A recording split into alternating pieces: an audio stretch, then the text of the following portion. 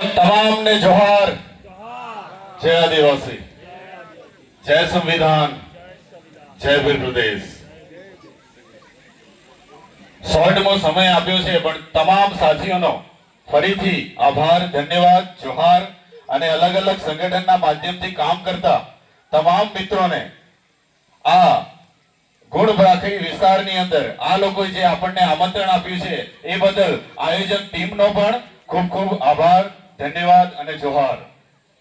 વધારે સમય ના લેતા, મારો સબ્જેક્ટ હંમેશા સંવિધાન હોય છે પણ સંવિધાન એટલો નાનો સબ્જેક્ટ નથી કે જે હું 5 મિનિટની અંદર પૂરું કરી શકું, બરાબર? અને એના માટે સ્પેશિયલી તમારે અલગ અલગ વિસ્તારની અંદર સંવિધાનના કેડર કરવા પડશે અને એની અંદર લાગશે તમને 1 થી 2 દિવસ, ત્યારે તમે સંવિધાનને સમજી શકશો।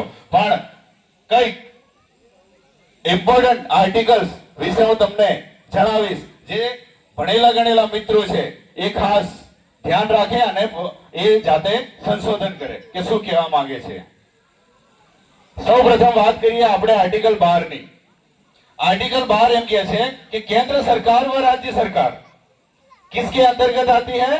केंद्र सरकार दिल्ली, राज्य सरकार गांधीनगर, वो भारत सरकार के अंतर्गत आती है। कौन है भारत सरकार? कौन है भारत सरकार? किसी को नहीं पता। यहां का मूल मालिक है भारत सरकार। ये समझो, संविधान को समझने की कोशिश करो, तब जाके।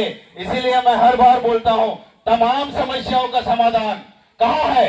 हमारी गांव की ग्राम सभा में है। वो इसे बोलते हैं आर्टिकल 13(3) क, वो ग्राम सभा जो रूढ़ी प्रथा बोलते हैं उसी को।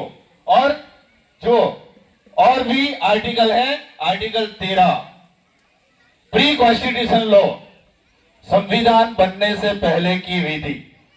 संविधान बन्या पहलानी पूर्व विधि, मतलब प्री कॉन्स्टिट्यूशन लॉ।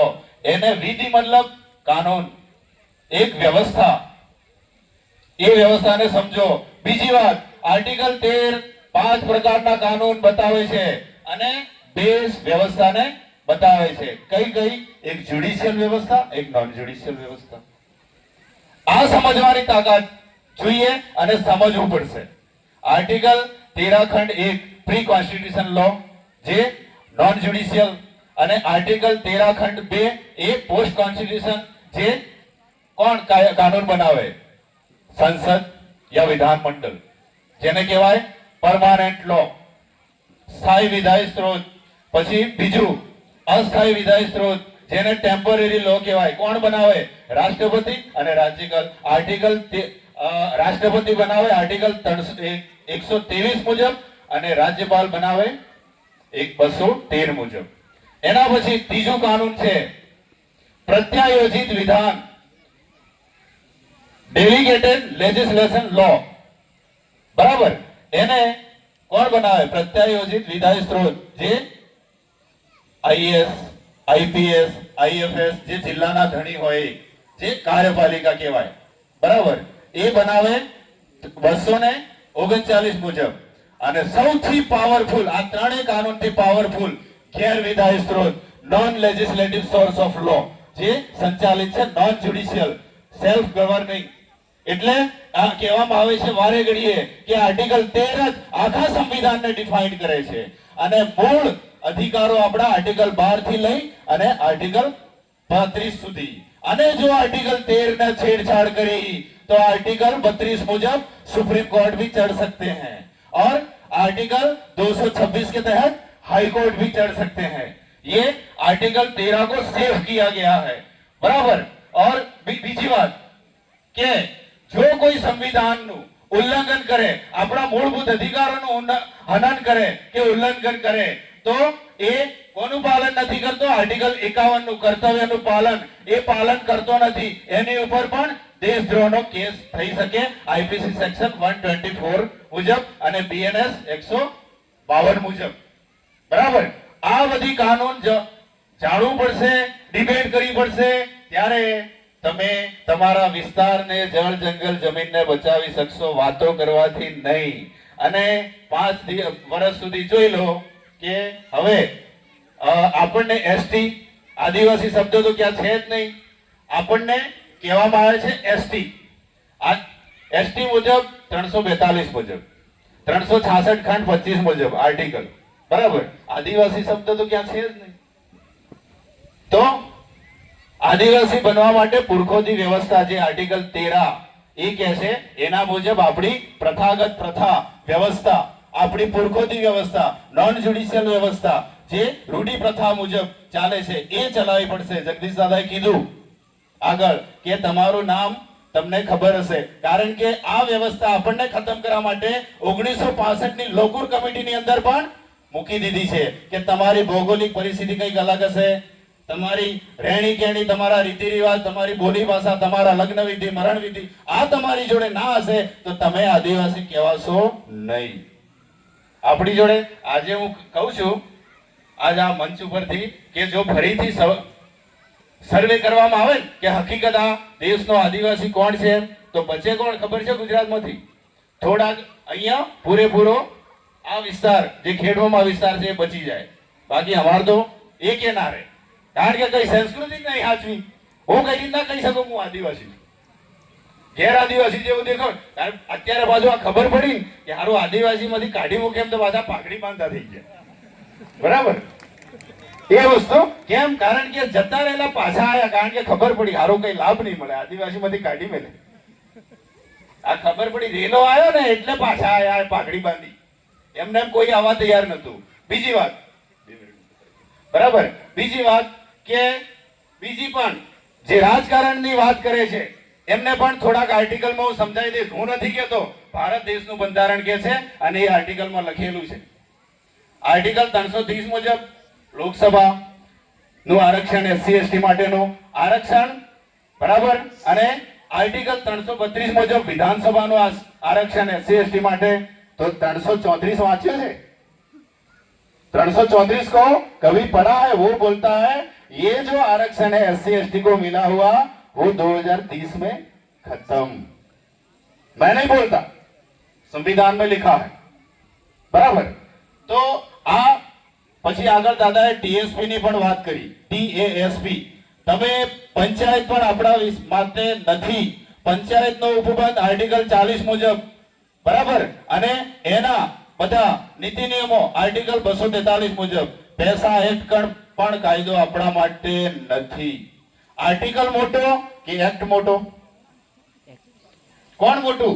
આર્ટિકલ મોટો બંધારણનો કે એક્ટ મોટો? એક્ટ આપણના આર્ટિકલને થોડો લૂઝ કરવા માટે, આપણી ગ્રામ સભાને ડાયવર્ટ કરવા માટે પૈસા કાનૂન બનાવવામાં આવ્યો 1996 ની અંદર. એ પાવર કોના છે? કલેક્ટરના, આપણા નથી. પણ રૂઢિગત ગ્રામ સભાના પાવર કોના છે? મુખીના. મુખીને પૂછ્યા વગર કોના બાપની તાકાત નથી ગામમાં એન્ટ્રી મારી શકે, બરાબર. એ છે પાવર પાછો. અને ઘણા બધા અહીંયા વડીલો બેઠા છે, એમને ખબર હશે, બરાબર. તો આ જે આર્ટિકલ છે એને ડીપલી અધ્યયન કરો, કારણ કે ઘણું બધું હું કહી શકું છું, ઘણું બધું ડિફાઇન કરી શકું છું, પણ સમય અહીંયા ઓછો આપ્યો છે. અને અહીંયા જે પણ જગદીશ દાદા મહેનત કરી રહ્યા છે તમને જાગૃત કરવાની, છેલ્લા 6 વર્ષથી હું અમને ઓળખું છું અને ત્યારના અમે પરિચયમાં છીએ. અને ત્યારે પણ અમે ગ્રામ સભા ચલાવતા હતા અને આજે પણ ચલાવીએ છીએ. ખાલી ગુજરાતમાં એકલા નહીં, ઓલ ઓવર ઇન્ડિયાની અંદર. અત્યારે 2 દિવસ પહેલા જ હું મધ્યપ્રદેશ અને મહારાષ્ટ્રનો સફર કરીને આવ્યો, ત્યાંના પણ ગ્રામ સભાને લઈ કામગીરી કરી રહ્યા છે. અને જે બોમ્બે દિલ્હી કોરિડોર જે દાહોદની અંદર આવ્યો એ બોમ્બે પાલઘર વિસ્તારની અંદર ગયા છે. ત્યાં 3 વર્ષથી 1 કિલોમીટર આમ રોડ બની ગયો છે. વચ્ચે એક ગામ છે કોચાઈ જે તલાસરીની અંદર છે. એ ગામની અંદર એ ગામવાળા બેઠા છે, કોઈ જ નથી આવતું. નહીં જવા દઈએ એટલે નહીં જવા દઈએ, બસ. ગામવાળા આંદોલન ઉપર બેઠા છે. અને અફસોસ એ થયો કે છેલ્લા 21 દિવસથી એ લોકો ત્યાં એ લડત પોતાની જમીન અને કેટલો મીટર 500 મીટરનો પટ્ટો ખાલી કરાવેલો છે. આમ લાંબો તો લંબાઈ તો ઘણી બધી એ રોડની, પણ પહોળાઈ 500 મીટર. અફસોસ થયો જોઈ. અને એમને પૂછ્યું કે કોઈ આવ્યું ખરું? એમ તો નહીં દાદા, આપ પહેલી બાર ही आए हो यहाँ पे हमारी मुलाकात लेने के लिए. તો એમ રૂવાટા ઉભા થઈ ગયા. મતલબ તો આદિવાસી શું કરવા માટે, નેતાઓ શું કરવા માટે આપણા લડતની અંદર સામેલ ના થાય એવા નેતા નથી જોઈતા અમારે. એટલા માટે હું કહું છું આ નેતા ફેતાઓને છોડો અને ગામની ગામ વ્યવસ્થાને મૂકીને મજબૂત કરો. કોણ છે તમને આ જળ જંગલ જમીનથી બેદખલ કરે હું જવાબદારી લઉં છું. આ મંચ ઉપરથી કહું છું. ગમે ત્યારે હોય ને તો બોલાવો.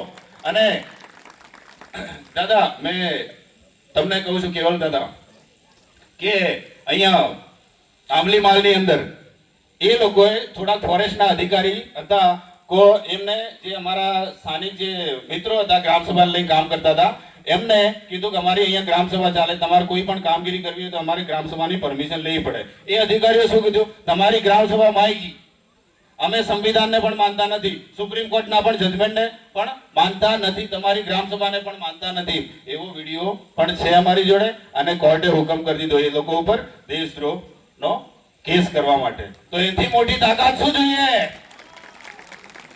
એ લેટર પણ હું તમને બતાવું. બરાબર? એટલે એ છે ગ્રામસભાની અંદર તાકાત. એટલે તમારે સંવિધાનને વસાવવું પડશે અને એક એક આર્ટિકલ તમને ડિફાઇન કરીને હું બતાવું. અને બીજું કે તમને કામ વગર કોઈ પોલીસ હાથ પણ ના કરી શકે જો આર્ટિકલ 22 તમને ખબર હોય તો. બરાબર? અને આઈપીસી સેક્શન 5 જે इंडियन पिनल कोड के तहत आईपीसी सेक्शन હવે અત્યારે કાનૂન બની ગયું છે બીએનએસ ભારતીય ન્યાય સંહિતા એનો સેક્શન 1 सब क्लॉज 6 એમ કહે છે કે स्थानीय विधि हमारी मूल व्यवस्था जो प्री कॉन्स्टिट्यूशन लॉ के तहत आती है, नॉन लेजिस्लेटिव लॉ के तहत आती है, वो गैर विधायी स्त्रोत એના અંતર્ગત આવે છે. અને અમારી સ્થાનીય વિધિ અલગ છે, એની ઉપર પોલીસ પ્રશાસનનો કોઈ પણ નો કાનૂન લાગશે નહીં. એ હું નથી કહેતો, પોલીસની જ બુક કહે છે. બરાબર? તો ઘણું બધું છે. તમારે જો જાણવું હશે, આવા કેડર લેવા હશે તો તમે અમારી ટીમનો સંપર્ક કરી શકો છો. એક આર્ટિકલને લઈને ડીપલી સમજાવવામાં આવશે. અમે રાત દાડો મહેનત કરીએ છીએ ગ્રાઉન્ડ ઉપર પણ અને સોશિયલ મીડિયાની અંદર પણ. સોશિયલ મીડિયાની અંદર, ટેલિગ્રામની અંદર, ઓલ ઓવર ઇન્ડિયાની અંદર 3 કલાકની દર શુક્રવારે અને ગુજરાતની 2 કલાકની મીટિંગ થાય ઘર બેઠા. અને આ જ સંવિધાનિક ચર્ચા સુપ્રીમ કોર્ટના જજમેન્ટને લઈને. સુપ્રીમ કોર્ટના જજમેન્ટો પણ ઘણા બધા છે, એના વિશે પણ માહિતી આપી શકું એમ છું, પણ અત્યારે સમય ઓછો છે. ઘણા બધા વક્તા પણ છે અને જગદીશ દાદાએ અને તમારી જે આયોજક ટીમ છે એમને અહીંયા મને બોલવાની તક આપી એ બદલ ખૂબ ખૂબ આભાર, ધન્યવાદ, જોહાર, જય આદિવાસી. અને સાથે સાથે બીજી વાત કે આપણે જયપાલસિંહ મુંડાની જે જન્મ જયંતિ એ જ દિવસે સાવિત્રીબાઈ ફૂલેનો પણ જન્મદિવસ હતો. એમને તો કોઈએ યાદ જ ના કર્યા, કારણ કે આજે મારી બહેનો માતાઓ જે ભણી છે એ બહેનના લીધે જ ભણ્યા છે.